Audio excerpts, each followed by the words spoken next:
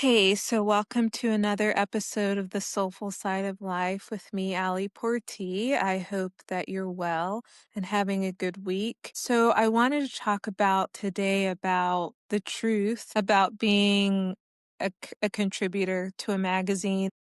It's cartoons on the truck.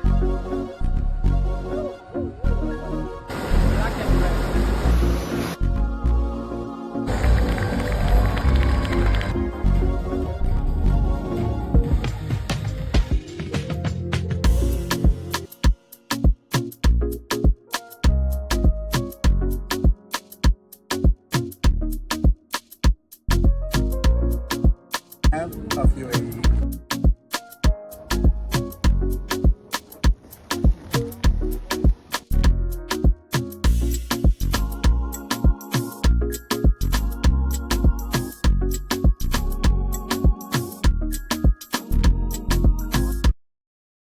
I'm a fashion contributor, but really I think would work for most topic areas. Politics, fishing, lifestyle. I'm seeing this in fashion, but I think that this is in most areas, most topics within journalism, but specifically focusing on being a contributor. So when you're on staff, then it's very different because, okay, while nothing is certain in life and you could be laid off and lose your job in an industry unless you work for yourself and you're bringing in good money. Yeah, you can't lose that. But nothing is certain in life, even when it seems like it's certain. And when it comes to being a contributor, it's not certain because at any moment you could be let go.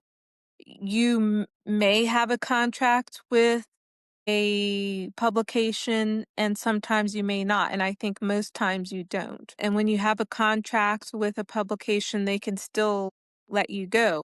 I remember a fashion designer saying to me several years ago, you can have a contract, but if somebody doesn't want you there, they'll find a reason to put you out. So I say all of that to say, as a contributor, um, it's harder, I think, when you don't have a contract, but the industry is not stable.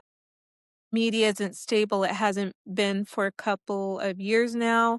In 2023, over 20,000 media across various topics lost their jobs. Last year, it was around 14,000 media lost their jobs. I think um, if you're going to be a contributor, I think the best advice would give is to think of it as a supplement. Don't live off of it like it's your full-time job, because I remember when I wrote for Forbes, sometimes they would have these things that if you write more articles a month, then you'll get paid more. And that can make you feel and think like, okay, let me reach that goal. If I write 10 articles, 15 articles a month, I'm going to get paid more than if I do just the 5 that I was contracted to do, my minimum. And when you start living like being a contributor is a full-time role, your work can feel rushed and pushed, and it may not always be quality because you're living off of it like it's full-time work so that you can meet the quota or the top maximum so that you could make more. So I think it's best when you're a contributor to think of it as if it's supplemental work, whereas maybe you've got other work on the side that you're doing or other side hustles, or you may have a full-time job somewhere else where, you've got other things in life to balance with being a contributor.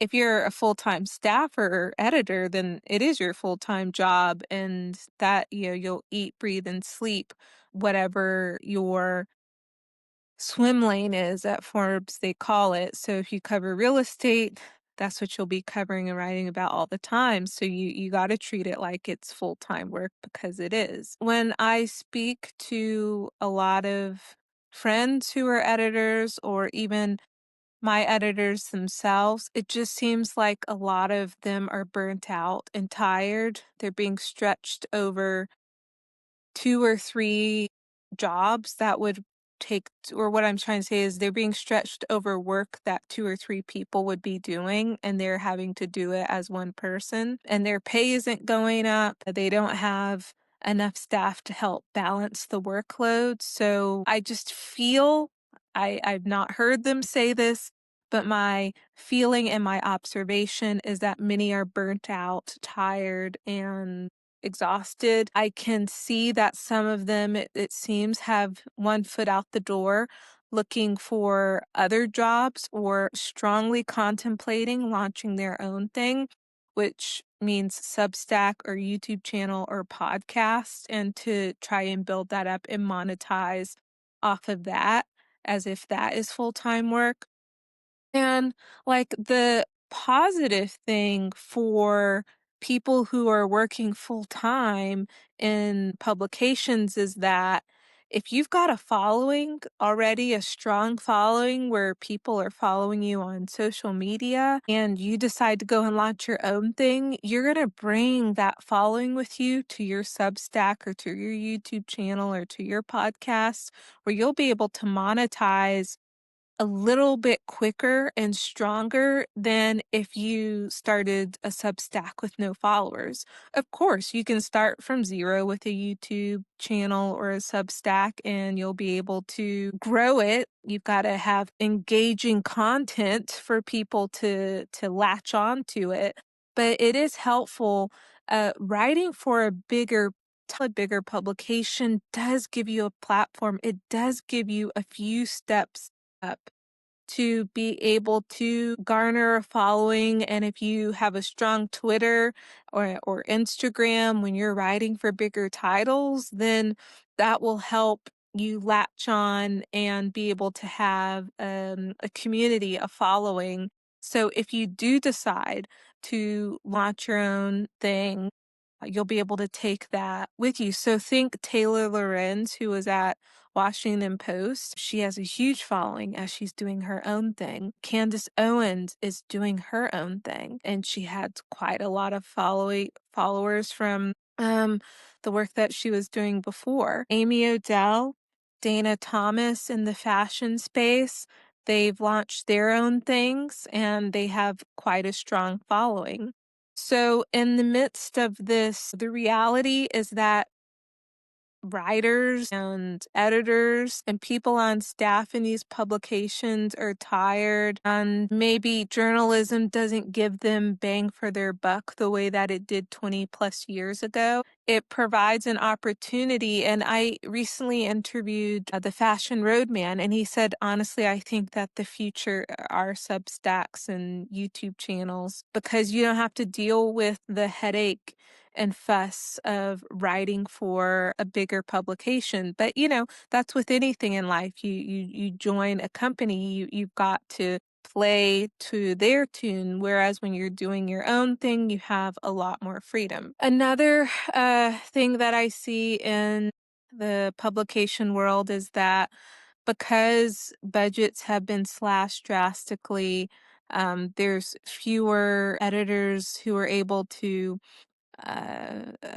divvy out work to contributors. A lot of these publications are not working with freelancers the way that they used to.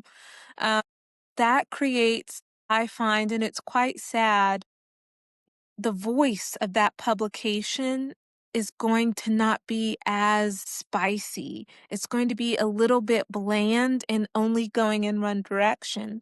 But, when you have contributors, say somebody who is from Jordan, whose grandmother, say this is fashion content, whose grandmother taught them sewing, or somebody from Buenos Aires who went to fashion school and who loves to cover fashion weeks, or somebody in Paris who did this or that, or this person from New York who did this. When you've got that spice of ginger and paprika and salt and pepper and soy sauce and this and that. It makes the dish richer, right? But when you only have editors who are the voice of that publication, or you only have one or two freelancers or very few freelancers, the dish isn't as spicy as it could be, isn't as flavorful as it could be. And I think that's going to be something that publications are going to have to contend with because the flavor of what they're putting out there may not be able to be appealing to larger audiences. And those audiences, people tend to be loyal to journalists and voices that they follow, and they'll happily follow somebody to YouTube or to Substack because they like them and what they're able to deliver, sometimes more so over the publication. It's also big it's hard, I think, to get content published. Yeah, it's just becoming difficult. Even editors are not allowing people to write for free. So it's becoming hard, and I think IO with the fashion roadman is right. I think Substacks are the future, and I think that you're able to monetize off of doing your own thing a lot better than writing for publications that pay you $50 an article, $100 an article, or $25 an article. The problem with a lot of the publications is that they just don't have budgets for freelancers. And listening to other freelancers and contributors talk, it's stressful for them because they're not getting paid the way that they used to, some of them not at all. So when a PR reaches out to you to cover this event, which is in another city that requires you to get on a train or an airplane, a lot of times PRs are expecting you to come and cover your own travel and your own hotel, and that just isn't working for contributors. And they're telling PRs, no, sorry, I can't cover this event. So it's a little bit tough kind of on all sides because PRs and brands want the coverage, but a lot of times they don't wanna pay for the travel arrangements for that coverage to get done. And a lot of times, as a writer for a publication, you don't get paid right away. Sometimes it can be a month or two later. So that's something that's the truth of writing and contributing for publications. It can cause great stress to contributors and to freelancers. So it really is something it can look like a glamorous life, but the truth of it is that it can be a very hard life, and that's why I go back to what I was saying before. Think of contributing to a publication as a supplement. It is not the full-time work, so don't put all of your mind, body, soul, attention, into thinking of it as full-time work, but as supplemental like a supplemental hobby to your main gig. So I hope that this is insightful. This is in no means to discourage anyone from contributing to a publication. I think again, it is great to contribute and write for larger publications. It gives you a platform. It helps you to start relationships with brands in a way that you wouldn't be able to do if you didn't write for a bigger publication. But don't put all of your eggs in one basket. Write for the big publications, but start your own thing. Start your own Substack, your own YouTube, your own podcast. Because if something ever happens where a publication can't keep you on for whatever reason, well, you've got another thing that you've been building with a following and that you're probably able to monetize on a lot better than writing for a publication. And you can still keep moving without being gutted too much. So, yeah, I hope that this was helpful. And until next time, see you in the next episode. I hope that you enjoyed this podcast episode and that you have found a soulful connection to the conversation. God bless you, and until the next episode, go bless somebody else.